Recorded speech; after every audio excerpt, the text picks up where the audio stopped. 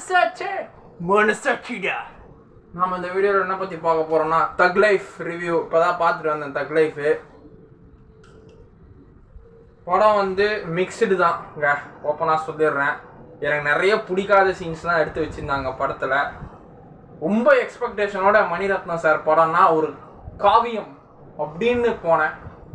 பொன்னியின் செல்வன் 1, 2க்கு அப்புறம் அதுக்கு முன்னாடி ஒரு படம் வந்தது பாருங்க, செக்கச்செவந்த வானம், கேங்ஸ்டர். கொஞ்சம் நாயகன் அந்த டிஏஜிங் கமல் சார் லுக்லாம் ஸ்டார்டிங் இன்ட்ரோல சும்மா வேற லெவலில் இருந்தார் ஆண்டவர். ஆண்டவரோட போர்ஷன்ஸ்லாம் கொஞ்சம் ஓகே. சிம்பான் ஆக்டிங் எஸ்டிஆர் ஃபேன்ஸுக்கு கண்டிப்பாக பிடிக்கும். செம கேங்ஸ்டருங்க சிம்பா. ஆண்டவர் ஃபேமிலியே மொத்தமாக கேங்ஸ்டர். அதுக்கப்புறம் நம்ம சஞ்சனா கிருஷ்ணமூர்த்தி அவர்கள் லப்பர் பந்தில் ஹீரோவாக நடித்தாங்க. ஆண்டவருக்கு இதில் பொண்ணு நடிச்சிருக்கு. சின்ன சின்ன ரோல் பண்ணாலும் அவங்க அசிஸ்டன்ட் டைரக்டராக இருந்தாங்க, உதவி இயக்குனராக இருந்து இந்த படத்தில் நடிச்சிருக்கிறாங்க.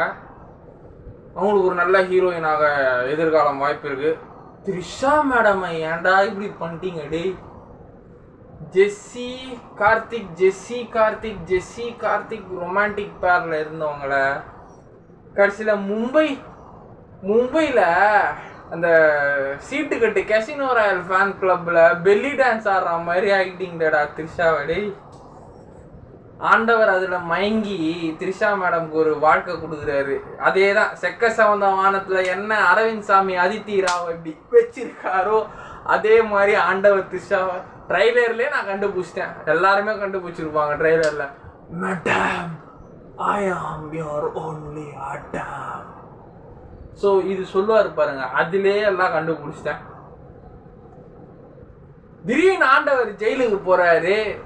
ஏன்னா நம்ம நாசர் சார் அண்ணன் தம்பிங்க 2 பேரும், ஆண்டவரும் நாசர் ஐயாவும் அண்ணன் தம்பிங்க 2 பேரும் ஒரு கேங்ஸ்டர். நாயகன்ல எப்படி கேங்ஸ்டர் ஆனாரோ அதே மாதிரி தான் இதுலையும் கேங்ஸ்டரு.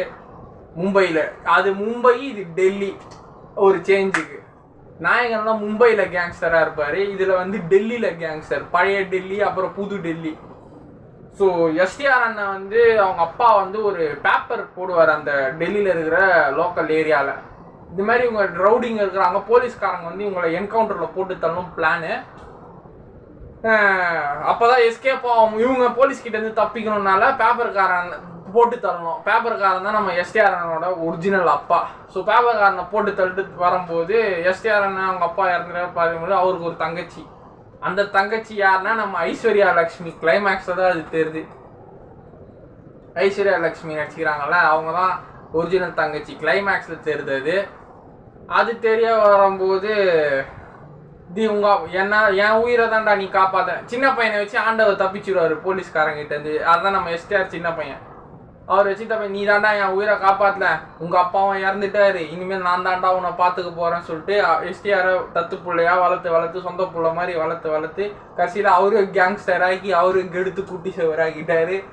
அப்புறம் எஸ்டிஆர் அண்ணன் செம்மையா இன்ட்ரோ. அந்த இன்ட்ரோவில் வேற மாதிரி இருந்தது. ஓ மாரா சாங்லாம் சும்மா சூயில சங்காமா புத்தா மகாட்ட நம்ம மாறா உங்களை மாத்தின போட்டு கட்டின கிட்ட மாறா, அதெல்லாம் சும்மா வேற லெவல்ல இருந்தது. மாறா சாங்கெல்லாம் எஸ்டிஆர் அண்ணன் இன்ட்ரோலாம் வேற லெவலில். திடீர்னு நாசர் சாரோட பொண்ணை வந்து ஒரு அவங்க பாம்பேல ஈக்குவலாக இருக்கிற ஒரு கேங்ஸ்டரோட தங்கச்சி பையன் வந்து லவ் பண்ணுற மாதிரி லவ் பண்ணி அந்த பொண்ணை செக்ஷுவல் அசால்ட் பண்ணி ஏமாத்திட்டான்.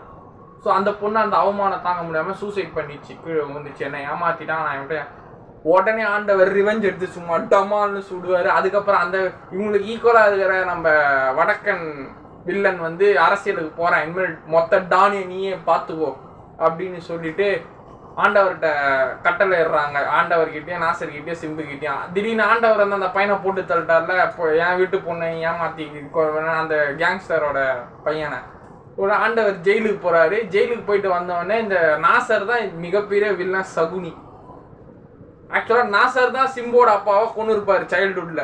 கமல் தான் கொண்டாருன்னு சொல்லிட்டு பழிய போட்டான் நாசர், சிம்பு கிட்ட சொல்லிட்டான். உடனே ஒரு மிஸ் அண்டர்ஸ்டாண்டிங்கில் ஆண்டவரை நம்ம சிம்பண்ணை எதிர்த்துட்டாரு. அதோட இன்டர்வல் வருது. அதுக்கப்புறம் சிம்பண்ணை கோவாவில் பயங்கரமாக பிஸ்னஸ் பண்ணுறாங்க, ப்ளஸ் இந்த ரவுடிசமும் இருக்குது. திடீர்னு உண்மையெல்லாம் தெரிய வர ஆண்டவருக்கு தான் ஃபேமிலியை கண்டுபிடிக்கும் போது அபிராமி மேடம் வந்து கொஞ்சம் மென்டலி டிஸ்டர்ப் ஆகிடுவாங்க. ஆண்டவர் காணாமல் போயிட்டதுனால அவங்க பைத்தியம் ஆகிடுவார். அப்புறம் இந்த பொண்ணும் கல்யாணம் ஆகி சேஃபாக இருந்துடும்.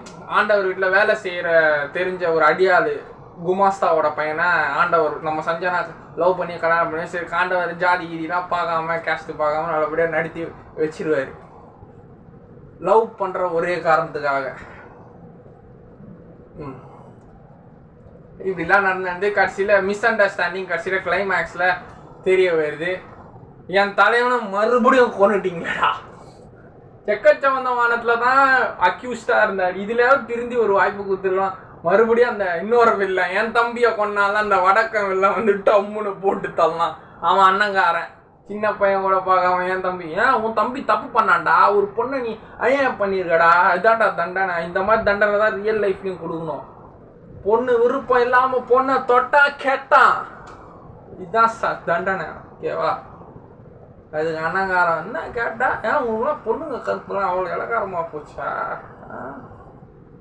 அது மட்டும் கொஞ்சம் அக்செப்டபிள், நல்லா இருந்தது.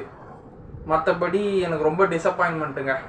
சத்தியமாக ஆண்டவருக்கும் த்ரிஷா மேடமும் அந்த ரொமான்ஸு சத்தியமாக சகிக்கவே இல்லை, முடியவே இல்லை. எல்லாருமே ஆடியன்ஸை தான் பயங்கரமாக சிரிச்சிட்டாங்க, கலாய்க்க ஆரம்பிச்சிட்டாங்க. என் பக்கத்து சீட்டில் இருக்கிறவங்க சத்தியமாக அந்த ரொமான்ஸ் சீன்ஸ்லாம் சத்தியமாக சகிக்கவே முடியல. அபிராமி மேடம் கூட பண்ணியிருந்தா கூட அந்த விருமாண்டியில் பண்ணாங்க, அது ஒரு கொஞ்சம் அழகாக இருக்கும் பார்க்க. சத்தியமாக என்னால் முடியவே இல்லை. அந்த சீன் எப்படா போவோன்னு இருக்குது, அந்த சீன் எப்படா போவோன்னு இருக்குது. இத்தனைக்கும் 3 நாள் வீட்டில் உட்கார வச்சிங்கோ ஐயால டேய், அவர் பேர் அவரே கெடுத்துக்கிறாரு. சத்தியமா அந்த சீன்லாம் என்னால் உட்காந்து பார்க்கவே முடியலங்க. அந்த ஒரு சீனை மட்டும் ஸ்கிப் பண்ணியிருந்தா நல்லா இருந்திருக்கும், ரொமான்டிக் இருந்திருக்கலாம். இவ்வளோவா? ஸோ மற்றபடி தக் லைஃப் மிக்சடு தான். ரொம்ப நல்லா இருக்குன்னு சொல்லலை, ரொம்ப நல்லா இல்லைன்னு சொல்ல முடியல, ஆவரேஜ். பட் லோகேஷ்னா நீங்கள் தான் ஆண்டவரை காப்பாற்றணும், வேறு வழி இல்லை. அந்த பெரிய மனுஷன் ப்ளீஸ் எங்கள் ஆண்டவருக்கு நிறைய கம்பேக், நீங்கள் தான் கம்பேக் கொடுக்க முடியும். தயவுசெய்து அவருக்கு கம்பேக்கை கொடுத்துருங்க அண்ணா.